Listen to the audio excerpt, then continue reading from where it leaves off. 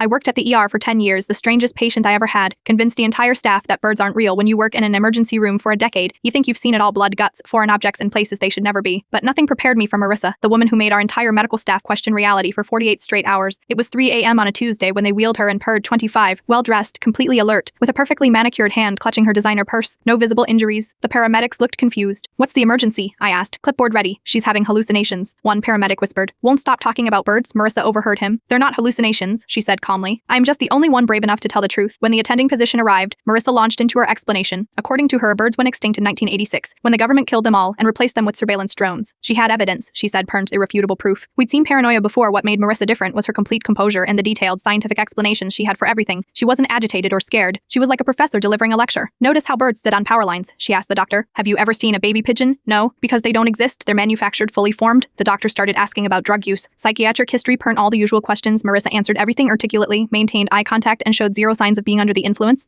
Then she pulled out her phone and showed us what looked like government documents about Project Avian replacement. The letterhead signatures, classified stamps, they looked legitimate. Several nurses gathered around, fascinated by morning shift. Change 2 nurses had Googled, "Are birds real?" on their breaks. By afternoon, our radiologist was inspecting bird photos on his lunch hour. By evening, the cafeteria was buzzing with bird conspiracy theories. The strangest part, Marissa's lab work came back completely normal. No drugs, normal brain scan, perfect vitals. She was discharged with a psychiatric referral she politely accepted but declared unnecessary. 3 days later, Dr. Reynolds' Perrin, our most skeptical surgeon Perrin, came in late to a staff meeting because he'd been documenting suspicious bird behavior in the parking lot. A week later, I received a small package. Inside was a pin that said the birds work for the government and a note. "Thanks for listening. Sometimes the craziest person in the room is the only one paying attention." Marissa, to this day, I can't look at a pigeon without wondering, just for a second, where the battery goes.